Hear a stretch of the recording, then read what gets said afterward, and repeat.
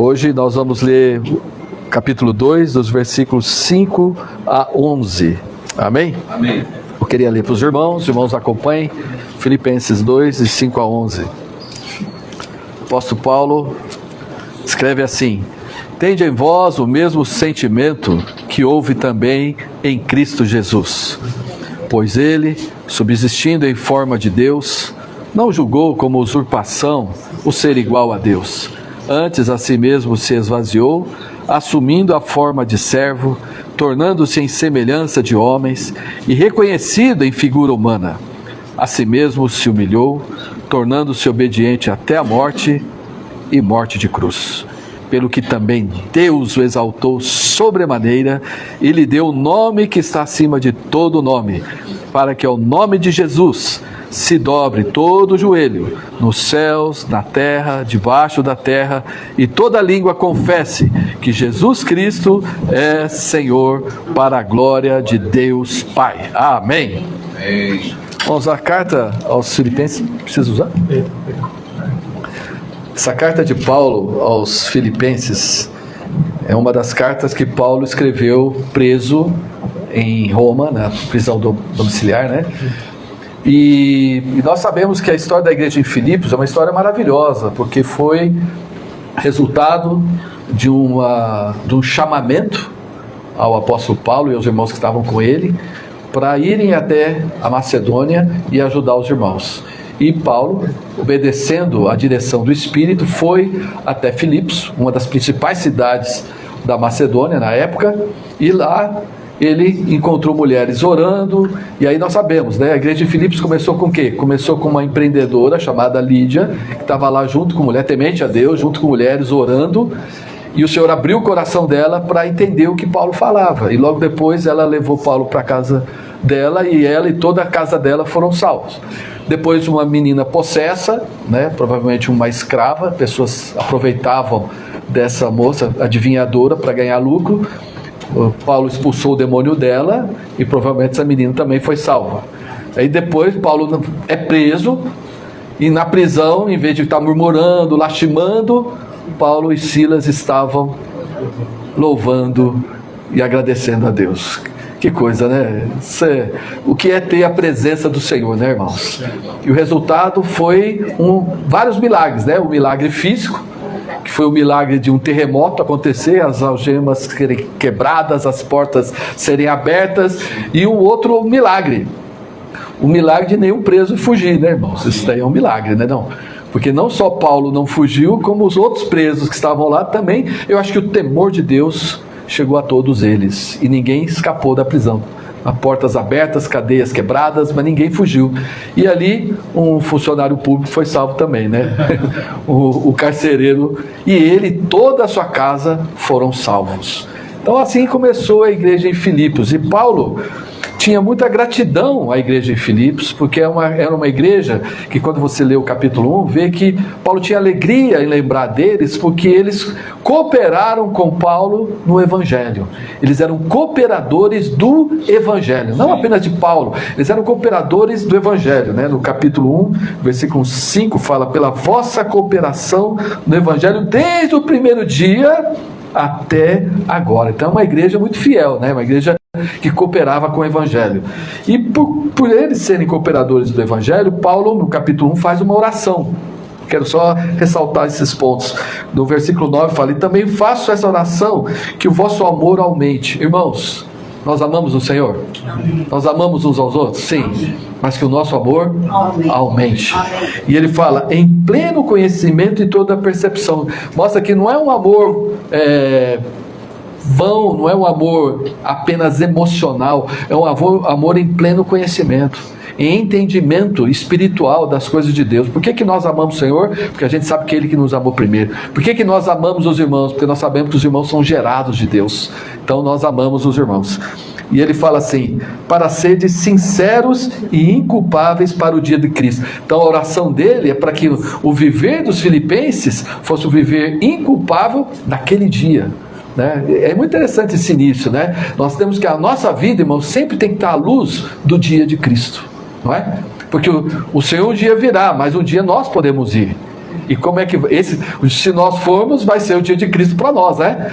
Pode ser que o dia de Cristo venha nós ainda vivos. Então nós precisamos estar buscando isso aqui que ele falou, buscarmos sermos como é que fala? Sermos, versículo 10, sermos sinceros e inculpáveis para o dia de Cristo. E isso aprovando as coisas excelentes. Irmão, tem muita coisa que é apresentada para nós, mas Paulo fala para a gente aprovar as coisas excelentes. E aí ele fala também, cheios de fruto de justiça, o qual é mediante Jesus Cristo. Claro, nós não somos justos, o fruto de justiça vem só se nós estivermos enraizados em Cristo. Aí depois ele fala da situação dele, né, na prisão, os irmãos certamente preocupados com ele preso, mas ele fala, não fica preocupado não, porque ele está contribuindo para o avanço do Evangelho, porque a guarda pretoriana estava conhecendo o Evangelho, os irmãos estavam mais ousados em pregar o Evangelho porque ele estava preso. Então ele falou, tá tudo bem, a prisão não está sendo ruim não, está sendo útil para o Evangelho. E aí na segunda parte aqui no capítulo 1, a partir do versículo 19, ainda mostrando que, tentando apaziguar os irmãos sobre a preocupação deles estar preso, Paulo fala assim, olha, eu sei que pela oração de vocês e pela provisão do Espírito, eu vou ser liberto. Ele já estava claro que ele ia ser liberto. Ele falou, se bem que eu estou agora num conflito, por um lado eu posso ser morto e se eu morrer é lucro, porque eu vou estar com o Senhor, o que é incomparavelmente melhor. Mas, pensando bem, por vossa causa, eu acho que é melhor ficar. Irmão, sabe por que nós estamos aqui ainda? Por causa uns dos outros. Não é só por nossa causa. O Senhor nos mantém aqui, nós temos que saber, isso vai ser desenvolvido agora nessa mensagem de hoje, nós temos que sempre pensar no próximo, nos outros, não apenas em nós. Nós reunimos não é apenas para nós. Nós reunimos por um lado por causa do Senhor, mas também nós nos reunimos por causa dos irmãos, porque Deus deu algo para nós, para oferecermos para os irmãos, para suprirmos os irmãos, para encorajarmos os irmãos, para de alguma maneira completar o que falta nos irmãos. Cada um de nós tem algo que me completa a minha fé, né? E o que eu tenho é também para a fé dos irmãos. Então o Paulo tinha essa visão, talvez seja melhor eu ficar, ainda que não é o incomparavelmente melhor. Aí ele fala assim, eu permanecer convosco e ficarei para o vosso progresso e gozo na fé. Olha a visão dele. A visão dele era estar com os irmãos para que eles pudessem progredir e tivessem alegria na fé. Então, não fiquem preocupados não. E esse capítulo 1, o grande ponto aqui é que Paulo fala, se eu estou vivo, é para viver Cristo e para engrandecer Cristo. E como nós já falamos aqui, o que é engrandecer Cristo? Cristo já não é grande? Ele é grande, mas para as pessoas aí fora, Cristo é pequeno, Cristo é distante, né? Então a nossa vida tem que ser como um telescópio de Cristo para as pessoas olharem para nós e verem que Cristo está próximo e que Cristo é grande.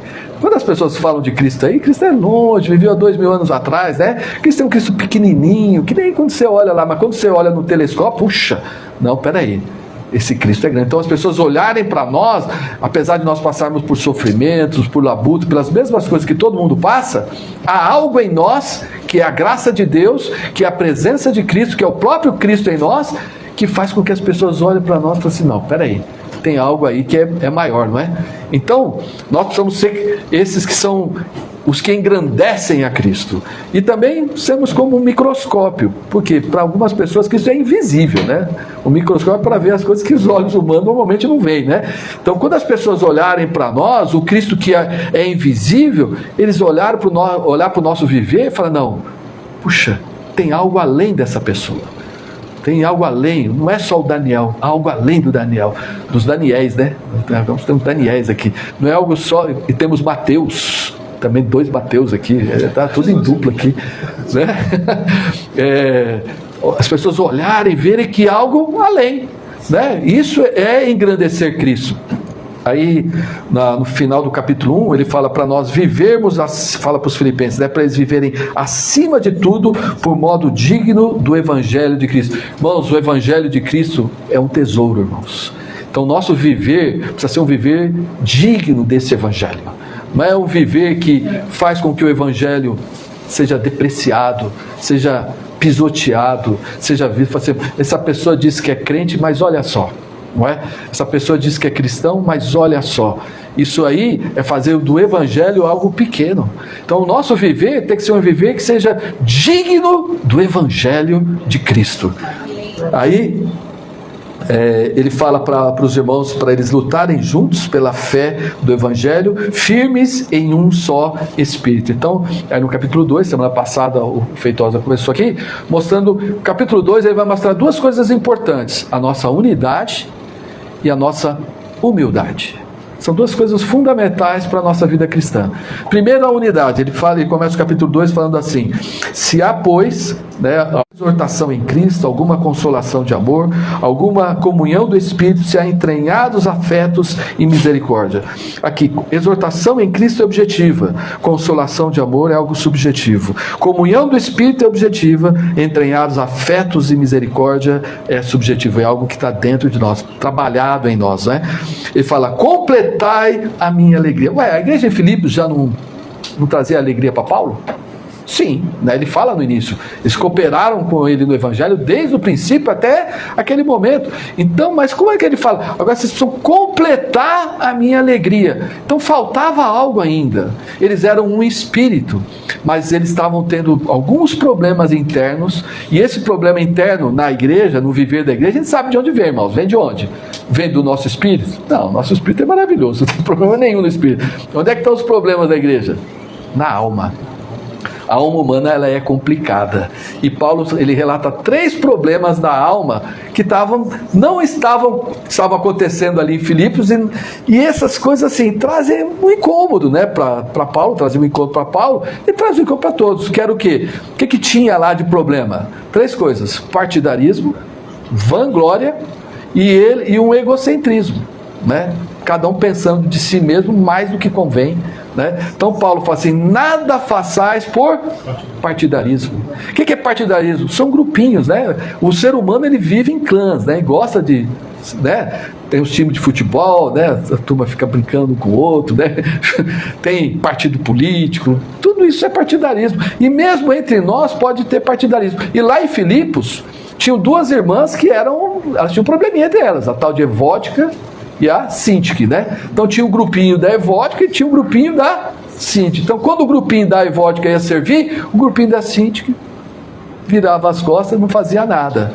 Quando o grupo da Síntique ia servir, o grupo da Evódica provavelmente também não fazia nada. Então você vê, irmãos, o Paulo fala assim: pede para essas irmãs resolver esse probleminha entre elas, vamos mandar todo mundo junto. Nós estamos aqui lutando juntos por uma fé comum.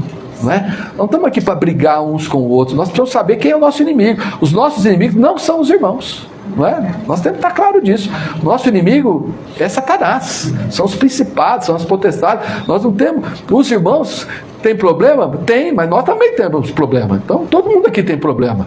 Então, qual é a maneira de resolver isso? Paulo fala assim: vocês precisam pensar a mesma coisa. Vocês precisam ter o mesmo amor. Vocês precisam ser unidos de alma e tendo o mesmo sentimento. Então você vê, pensar a mesma coisa é da alma, o amor é da alma, ser unido de alma e ter o mesmo sentimento. Tudo está relacionado à nossa alma, que ainda não é transformada. Então a nossa alma precisa ser transformada para a gente viver a unidade do Espírito. E para nós, Paulo fala, para completar a alegria dele, nós vamos ser aqueles que alegram o Senhor, né? E como podemos fazer isso? Qual é a maneira de a nossa alma ser uma? Como? Como nós podemos ser um na alma? Sabe como é? Ele fala assim: nada façais por partidarismo ou vanglória, mas por humildade, considerando cada um os outros superiores a si mesmo. Então, não tenha cada um em vista o que é propriamente seu, senão também cada qual o que é dos outros. A maneira, então, de nós sermos libertos desse egocentrismo, de viver uma vida pensando só em nós, é tudo para mim, só eu, olha para mim, olha só para mim, olha só para mim, é pensar nos outros, é lembrar dos outros, é considerar os outros, é ver que os outros precisam. Então, por exemplo, a gente tem o seguinte: tem gente que fala assim: poxa, ninguém me visita. Você já visitou alguém? Não é? Ninguém está orando por mim. Você está orando por alguém? Não é? Ninguém liga para mim. Você liga para alguém? né? Tinha até a musiquinha, né? Das crianças, aquilo que você quer que façam para você, faça para os outros, né? Isso é uma regra de ouro que o próprio Jesus falou, né? Tudo aquilo que você quer que os outros façam para você, faça para eles, não é? Ah, eu não tenho amigo. Você é amigo de alguém? Não é? Então, essa humildade, ela pode ser expressada quando você considera os outros. E Paulo, aí todo mundo vai falar, ih, rapaz, mas é difícil, né? Porque a gente nasceu com esse ego já hipertrofiado, né? Todos nós temos um ego hipertrofiado, né? Eu lembro da filhinha uma colega da Sandra, né? Cirurgiã, ela olhava e falava assim, como é que era o negócio? Eu amo o papai. Ela era criança, já tinha o quê? Uns 7, 6 anos por aí, né? 5 anos. Assim, eu amo o papai, eu amo a mamãe, eu me amo demais. Quase 5 anos de idade, a menina já estava ali assim, né? Pode falar que a autoestima é boa, mas assim, o ego também é alto também, né? Assim, não é problema você se amar, mas quando ela fala me amo demais, quer dizer, já o amor do pai, o amor da mãe já está em segundo e terceiro escalão, né? Então, irmãos, como poder viver isso que Paulo fala assim, com humildade, considerando os outros superiores, pensando nos outros? Aí no capítulo 2 ele dá 4 exemplos de pensar nos outros. O exemplo supremo é de quem? Esse é Cristo. É o capítulo 2, do versículo 5 até o 11, né? Ele dá o exemplo de Cristo. Nós vamos falar sobre isso. Depois, na sequência, ele dá o próprio exemplo. No capítulo 2, no versículo 17, Paulo dá o exemplo dele se colocando como libação sobre a fé dos irmãos. Você sabe o que era a oferta de libação? A oferta de libação era um vinho que, em vez da pessoa beber o vinho, ela derramava o vinho sobre a oferta para que a oferta pudesse subir mais rápido. Então era uma oferta era a oferta para a oferta. Então, quando Paulo fala que ele estava se oferecendo como libação sobre a fé dos irmãos, ele estava querendo dizer o seguinte: olha, eu podia estar vivendo para mim, mas eu prefiro me derramar para vocês, para que a oferta de vocês seja mais aceita para Deus. E esse é o exemplo que o Paulo deu. Não se compara ao de Cristo, mas é um exemplo. O outro exemplo que ele dá, está no capítulo 2 também, é o de Timóteo. No capítulo 2, 19, ele fala que estava mandando Timóteo, e no versículo 20 ele fala: porque ninguém tem o de igual sentimento, que sinceramente cuide dos vossos interesses. Irmãos, olha que interessante, cuidar dos interesses dos outros. Não é? Sabe por que a gente reúne para orar? Não é só para a gente, cada um tem seu pedido, mas é uma maneira de nós cuidarmos dos interesses dos irmãos. Amém. Quem não tem problema? Na verdade, quando a gente reúne para orar, né, Bosco? A gente olha, quando os irmãos começam a relatar os problemas dele, a gente olha e fala assim: puxa, meu problema, não é não? Quando os irmãos orando pelos amigos, por familiares, por situação aqui, situação ali, você vai olhando, você fica até com vergonha de fazer um pedido de oração, porque o nosso problema, diante de outros problemas, mas quando a gente começa a orar pelos interesses dos outros, irmãos, gera algo em nós maravilhoso, não é? Graça, né? Graça é suprida para nós. E o último exemplo que Paulo dá é o de Epafrodito. No versículo 25 ele fala: julguei todavia necessário mandar-vos até vós Epafrodito. Ele mandou Timóteo, agora ele está mandando o Epafrodito. E ele, quando fala de Epafrodito, no versículo 29, ele fala assim: recebei, pois, no Senhor com toda alegria e honrai sempre a homens como este, visto que por causa da obra de Cristo, chegou ele às portas da morte e se dispôs a dar a própria vida para suprir a vossa carência de socorro para comigo. Olha que exemplo, não é? Então o Epafrodito estava lá, suprindo os irmãos de Filipos, né, cuidando de Paulo, suprindo a necessidade de Paulo. Então por quê? Alguém que estava preocupado com a obra de Cristo e preocupado com os interesses do próximo. Então, irmãos, essa questão de ser humilde não é aquela falsa humildade. Ah, eu sou humilde, né? Eu sento sempre atrás, ninguém me ouve, eu não falo. Não é essa humildade, não. É porque o Senhor, quando tinha que falar, ele falava, né?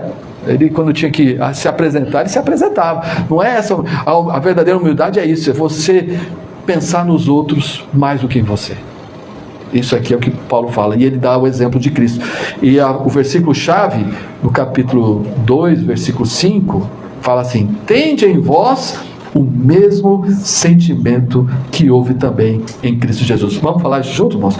Tende em vós o mesmo sentimento que houve também em Cristo Jesus. É assim, nós nunca vamos ser que nem o Senhor, né? Assim, o Senhor é o próprio Deus, ele estava na glória, adorado pelos anjos, né, sendo aclamado, tinha toda a autoridade dos céus, da terra, ele ali, né, assim, nós não tínhamos isso, mas quando ele fala, tende em vós o mesmo sentimento, ele está mostrando para nós que Cristo não apenas deve ser o nosso Salvador e Redentor, Cristo deve ser o nosso exemplo. Nós temos que tomar Cristo como exemplo. De que maneira?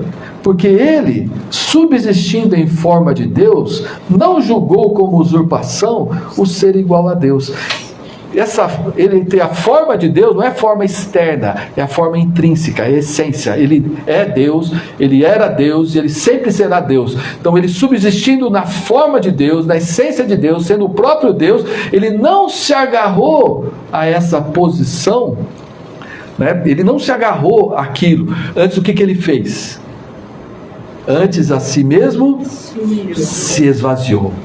Isso aqui é um milagre, um mistério da encarnação.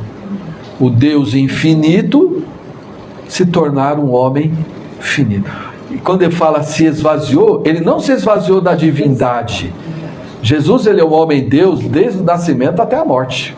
Ele não era só Deus aqui, depois virou homem aqui, não, depois ele era homem aqui, depois ele virou Deus ali, não. Ele é Deus, homem, Deus o tempo todo. Mas ele se esvaziou do quê? Ele esvaziou daquela posição de glória que ele tinha, né? Da autoridade que tinha, de tudo que ele era servido por todos. Ele se esvaziou disso tudo, irmãos. Aí você fica olhando e fala assim, e a gente, né, irmãos? A gente tem umas peculiaridades tão assim, tão vãs, né? Tão pequenas, né? Quando a gente se acha alguma coisa perante os outros, meu Deus, né? É por isso que o Senhor, uma das coisas que a Bíblia fala, que o Senhor resiste ao soberbo, porque para Deus a soberba tem nome, é o diabo, não é? Então qualquer sinal de soberba, porque o próprio Deus, sendo Deus, ele se esvaziou, né? E ele assumiu a forma de servo, e essa forma também é a mesma, ele se tornou em essência um servo. Irmãos, o Senhor fala lá em Marcos 10 que ele não veio para ser servido, mas para servir. E um exemplo clássico disso foi lá, né, antes de ir para o Getsemane, na última ceia, lá com os discípulos. Era comum numa ceia um escravo, nas casas ricas, um escravo vir e lavar os pés das pessoas. E ali, quem é que lavou os pés daqueles discípulos? Jesus. Ele se despiu da veste exterior, colocou a toalha e foi lá, lavou os pés de um por um, né? Desde Pedro até Judas. Imagina, ele lavou os pés de quem iria traí-lo, de quem ia negá-lo e de todos que iriam abandoná-lo. Ele lavou os pés deles. Assim, mostrando que o Senhor veio para servir, né? Não veio para ser servido. Aí fala, tornando-se em semelhança de homens. O Senhor não tinha uma auréola quando ele andava na terra, tinha uma veste branca. Não, ele foi em semelhança de homens, se tornou um homem. Tanto é que para os soldados lá, para reconhecer quem era Jesus, Judas teve que dar um sinal. Teve que dar porque ele estava no meio dos discípulos lá, ele era parecido com eles. Não pensou? Então eu falo assim, aquele que eu beijar. Quer dizer, ele era um homem, ele se tornou um homem em semelhança de homens e foi reconhecido em figura humana. O Senhor não buscou privilégios. O Senhor nasceu numa manjedoura, cresceu e foi criado numa região menosprezada, pobre, na Galileia, Nazaré da Galileia. Ele cresceu com uma família humilde, de carpinteiros, não é? O Senhor precisou pegar um animal emprestado para entrar em Jerusalém. O Senhor precisou até de um túmulo emprestado. Imagina, o Deus Criador dos céus e da terra foi reconhecido em figura humana. O Senhor teve sono, não dormiu no barco? O Senhor teve fome? O Senhor não chorou? Né? O Senhor foi reconhecido em figura humana. Ele era 100% homem. ele estava ali como um homem também. Então foi reconhecido como figura humana. E depois de tudo isso, a si mesmo se humilhou. Já não era suficiente se ele se humilhou. De que maneira? Tornando-se obediente até a morte e morte de cruz. Essa palavra obediência é forte. Lá em Hebreus fala que o Senhor, ele aprendeu a obediência pelas coisas que sofreu. Irmãos, ser obediente não é fácil não, né?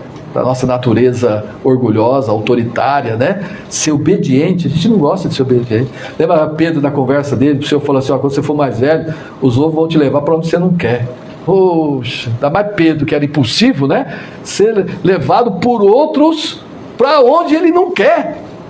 Então, a lição da obediência requer sofrimento. Irmãos, a gente vai sendo quebrado, né? No nosso orgulho, no nosso autoritarismo, na nossa soberba. O Senhor vai usando circunstâncias, pessoas para quebrar tudo isso. Para a gente, né, aprender a obediência. Porque o Senhor fala com a gente. Fala ou não fala? Mas a gente obedece sempre. É difícil, né? Aí o Senhor precisa apertar o cerco.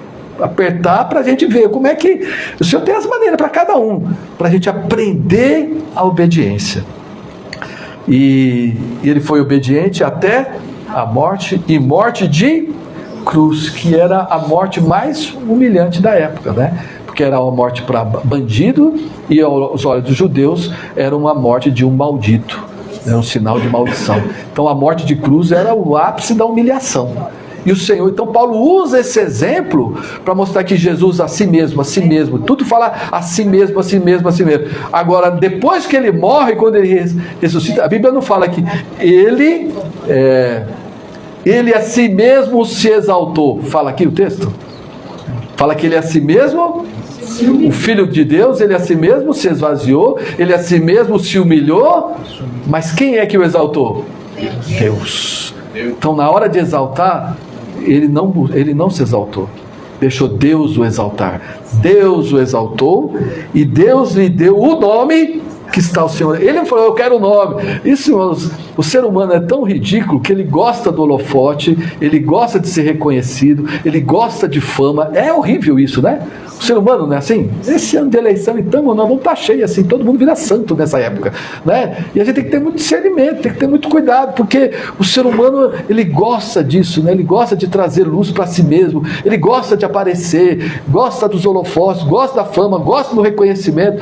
Então, não é que, às vezes, assim, por você fazer algo para os outros, as pessoas, elas vão te agradecer, elas vão te elogiar. Não tem jeito, né, irmãos? Né? Você faz um bom trabalho, as pessoas vão te elogiar, aí você fala, não. As pessoas te elogiam. Agora, no nosso coração, nós não pode se exaltar.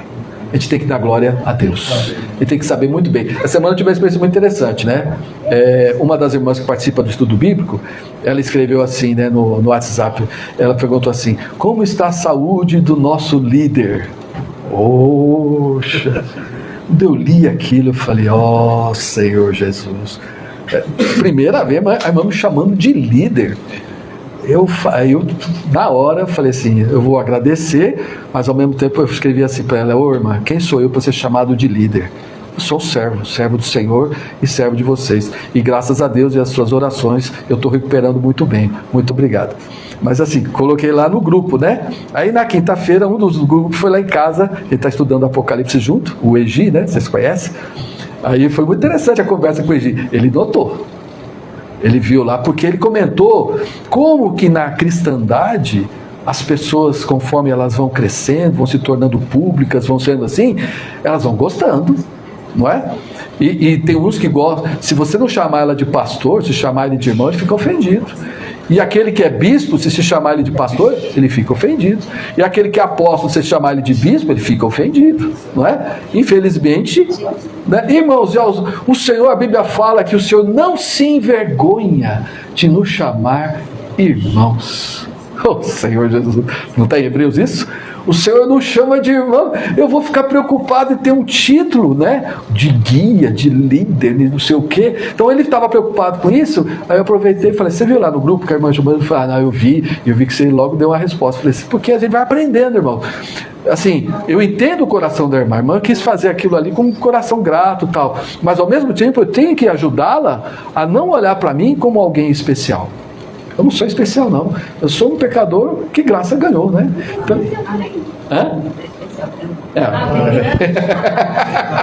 bom, tudo bem. Então, irmãos, assim, essa experiência de Paulo apresentando o modelo de Cristo é para ninguém ter do que se orgulhar, não é não? Ele sendo o próprio Deus, sendo adorado com a glória. Inclusive, o Senhor lá em João 17, ele fala assim, olha aqui, do que ele se esvaziou, né? Aqui em João 17, ele fala assim, 17, versículo, se eu não me engano, é o 5. Ele fala assim, na oração, né, sacerdotal, Jesus fala assim, e agora glorifica-me, ó Pai, contigo mesmo, com a glória que eu tive junto de ti, antes que houvesse mundo. O Senhor tinha uma glória, antes que houvesse o mundo, ele já tinha glória, só que por se tornar homem, se tornar um servo, que glória tem em ser um homem, né? Viver nessa terra, limitado no tempo, no espaço, né? Precisando de comer, precisando de dormir, não é não? Que glória tinha? Mas aí fala assim, agora me glorifica com a glória que eu tinha. Então o Senhor como um homem, ele foi exaltado à glória. E agora sim, o Pai o exaltou. O Pai deu a ele o nome que está acima de todo nome. E fala assim, eu gosto da versão em espanhol, quando fala que Deus o exaltou sobremaneira. Essa palavra em espanhol, se eu não me engano, é hasta el sumo, o máximo. Olha só, ele se humilhou ao máximo e Deus o exaltou ao máximo. Então, irmãos, não vamos querer ser exaltados pelos homens, deixar Deus, né? A nossa parte é nos esvaziar, é nos humilhar, é considerar os outros superiores. Tem uma história muito interessante, quero terminar com essa história. Tinha a casa do caos e a casa da harmonia.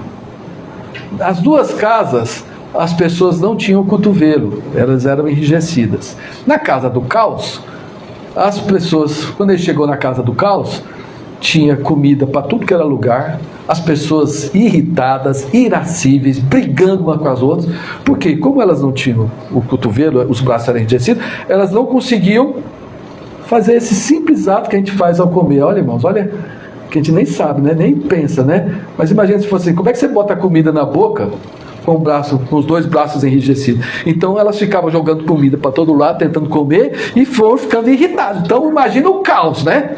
O cara foi lá, olhou e falou, meu Deus, que caos é esse? Aí foi na casa da harmonia. Quando chegou na casa da harmonia, também tinha mesa, também tinha as pessoas do mesmo jeito, com os braços enrijecidos, todas elas em paz, todas elas alegres, todas elas alimentadas. Por quê? Qual a diferença? É que cada um pegava a comida e servia ao outro. Simples, né? Em vez de tentar se servir, pegava a comida e servia o outro. Então todos eram alimentados, todos eram felizes, porque todos estavam preocupados com o outro. Irmãos, que o Senhor nos dê essa graça. Amém. Que nós nos preocuparmos com os irmãos, né, como Paulo fala aqui, não considerando cada um os outros superiores a si mesmo. Não tem cada um em vista o que é propriamente seu, senão também cada qual o que é preocupar com os outros, cuidar dos outros. Que o Senhor nos dê essa graça. Amém? Então vamos guardar esse versículo chave de hoje, tende em vós o mesmo sentimento que houve também em Cristo Jesus. Amém? Amém. Vamos ficar em pé, irmãos, um pouquinho? Vai levantar. Que tal a gente orar em pequenos grupos por essa palavra, para o Senhor nos ilumine, nos traga graça e nos leve, né, irmãos, no nosso viver. E graças a Deus, irmãos, eu quero só dar esse testemunho. As nossas reuniões de oração, para mim, elas são um exemplo disso. disso que a gente falou aqui, de esse cada um preocupado com os outros. Amém. Mesmo com os irmãos que não podem estar, né? Mas se você puder estar nas reuniões de oração, esteja, para ver a oração, a necessidade dos outros, para orarmos, intercedermos uns por outros. Isso vai gerando em nós esse sentimento que houve em Cristo Jesus. Porque o Senhor fez tudo isso, foi por Ele, irmãos? Foi por nós, não foi? Tudo que o Senhor fez foi por nós. Glória ao nome de Jesus. Amém. Amém.